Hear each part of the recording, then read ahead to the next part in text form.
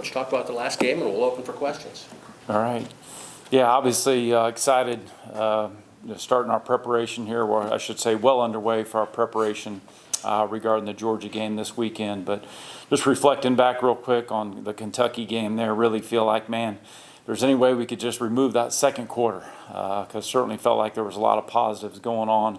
And when you fumble the ball twice there in the second quarter, and especially the first one when we were right on the fringe of scoring position there, doing some good things that kind of certainly shifted the momentum of the football game. But don't want to focus on the negatives there.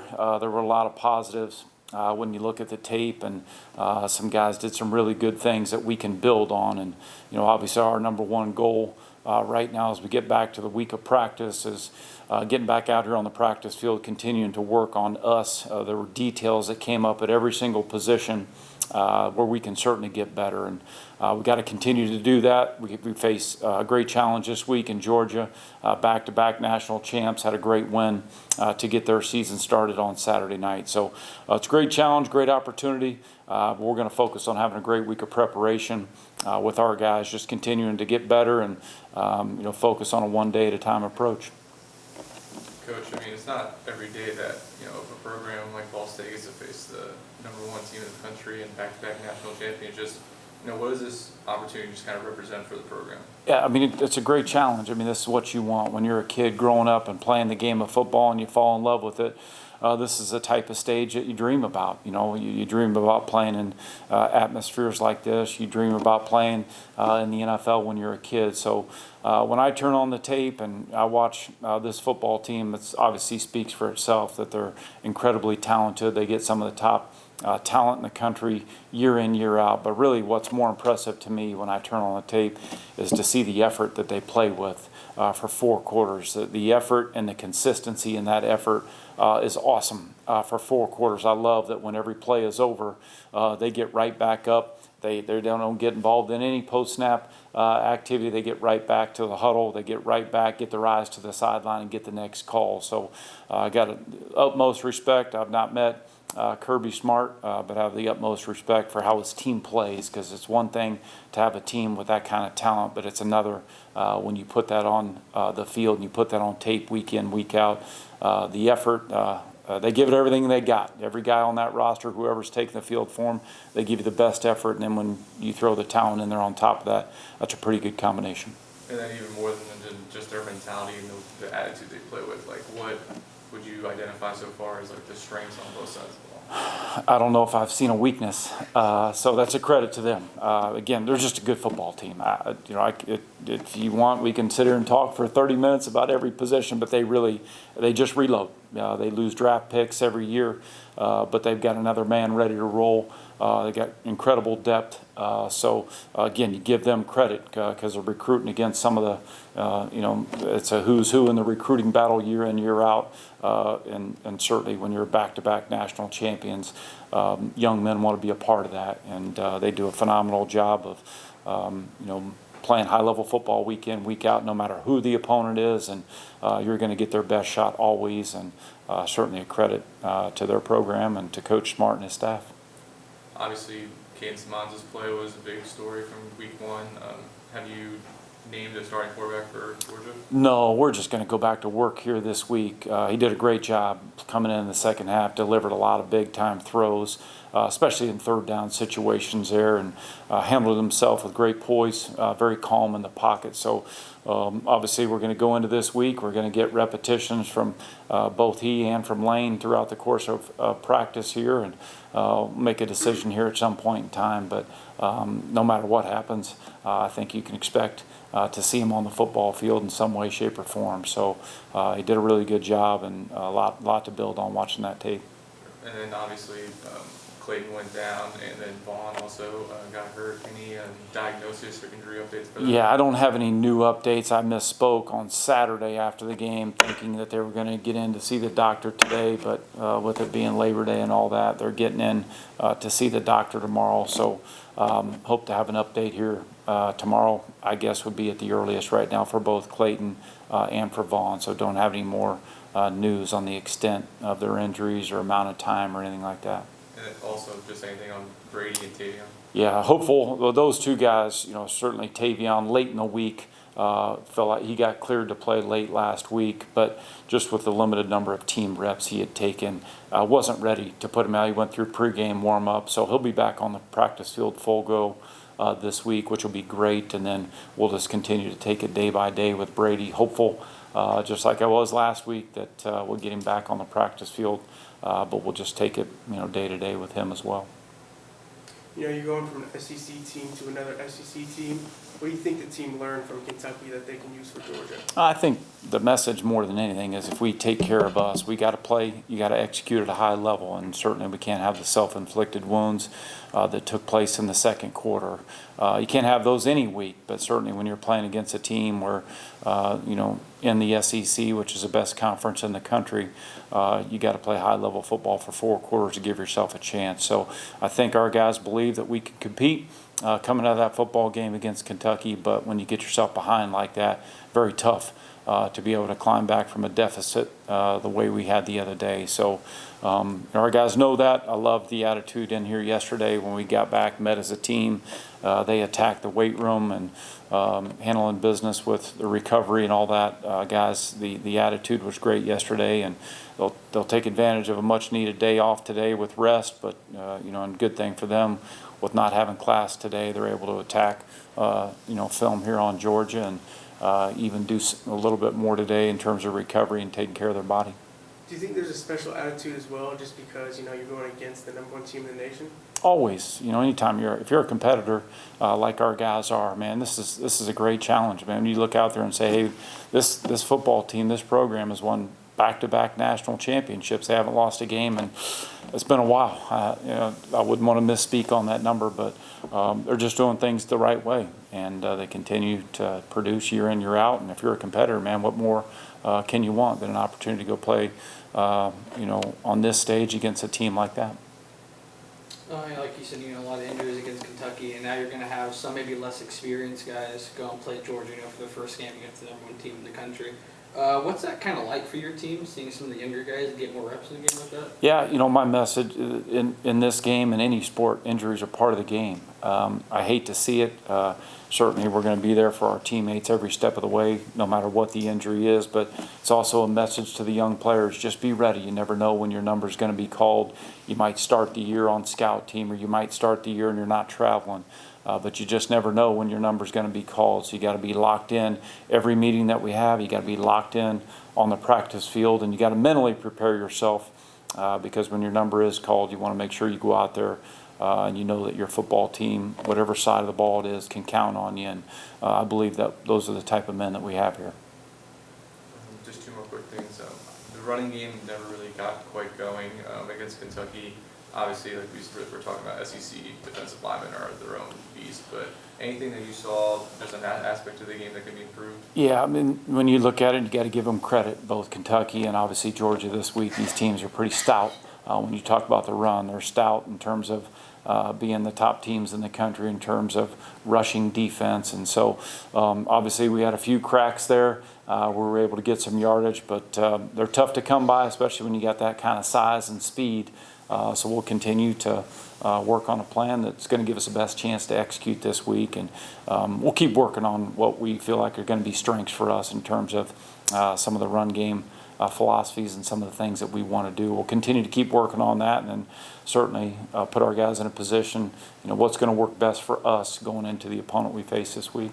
And then correct me if I'm wrong in this one, it's just an observation I thought I saw, did the cornerbacks rotate a little bit against Kentucky? I wasn't sure if I saw Damien Cherry play as much as he was listed as a starter. Yeah, he had some cramping issues, so we had to spell him there when he was battling that. Ty Baldwin stepped in there and gave some really good snaps throughout the game, but certainly Damien was our starter. He just was battling some cramping issues. He went down a time or two. So we got to keep working on his hydration early in the week here. Our strength and conditioning staff will do a great job of just kind of testing him every day to make sure that he's where he needs to be, because we can't start hydrating on Friday. It's a process that takes place all week here, and we'll stay on top of that early. Any last questions? Guys good to go? All right. All right. Coach Neu. Thank you, guys. Thank you very much. All right, we'll just open it for questions. Red, obviously you got a pick in the game on Saturday. First turnover, I guess, of the year for the team. So just how did it feel to kind of, get a takeaway on fourth down in a stage against an SEC opponent? I mean, it's always a blessing to make those plays that we practice, and last year, turnovers was something that, we preach and preach and preach. And going into this season, that's something that we got to harp on and capitalize on. So just making the plays that come to us, and, that's really the only thing that was going through my mind.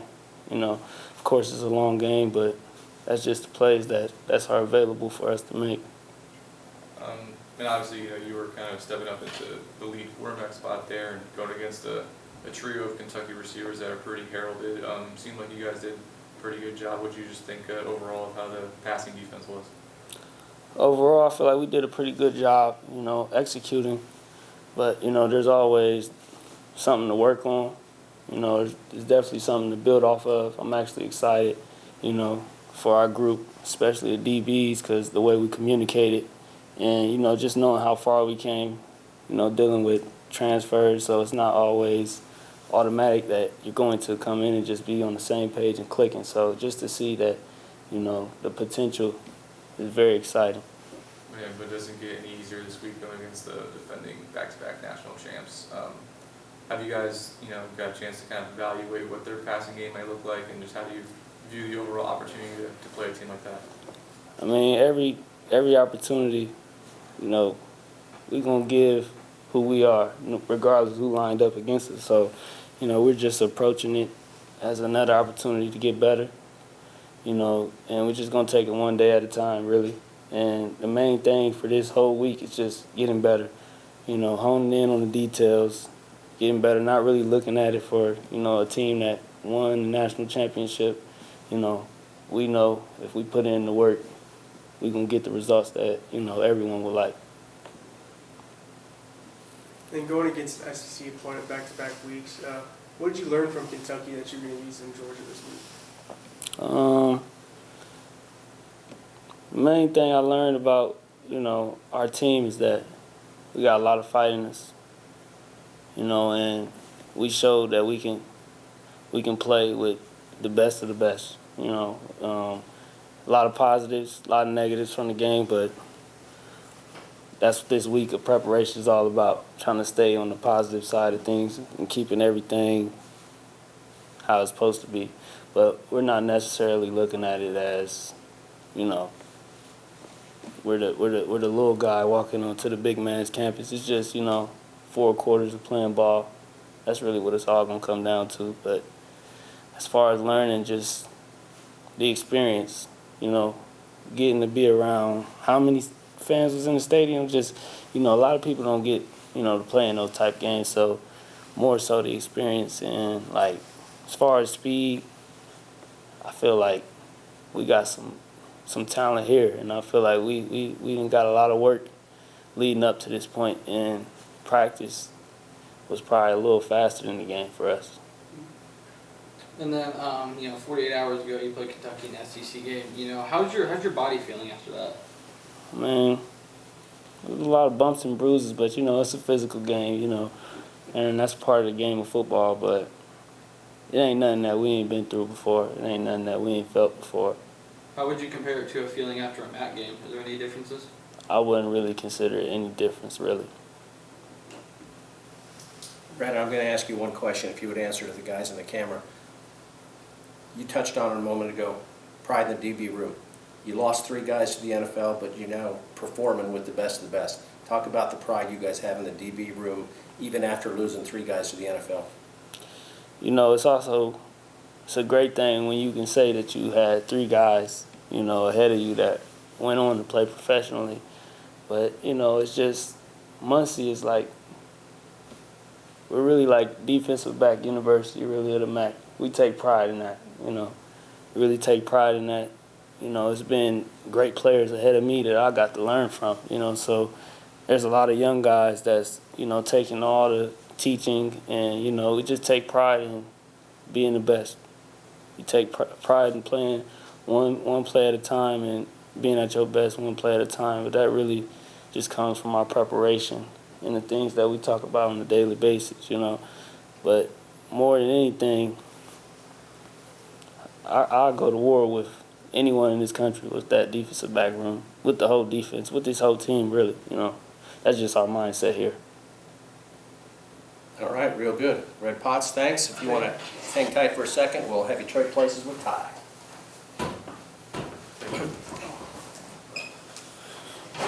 Nick, you're still rolling, right? All right, go ahead. Gus, Elijah, Zach? Ty, you had a big second half, caught your first touchdown in a Ball State uniform. Just how did it feel to kind of find some success in your first game? It was really encouraging for me. Super happy to get out there with all the new faces I've been able to see and, just go to war with all my guys. It was a really good feeling scoring a touchdown in that game, but there's a lot of things we can work on as a team. But yeah, it was super exciting for me. I mean, most if not all your production came from when Caden came in the second half. What's the rapport with him like, that you developed throughout, since you got here? Really with all the quarterbacks, honestly, it's just the time that we put in, during practice, after practice, getting catches in with all of them. So, the things that happened in the second half, they were routine for us. We work on those things in practice, and, we drill those things a lot. So, really with all the quarterbacks, that stuff is pretty routine for us. Yeah, I think one of the things Coach identified was a check to that fade ball on, I don't know if it was third down. Yeah. Coach gave Caden a lot of credit for doing that and executing that.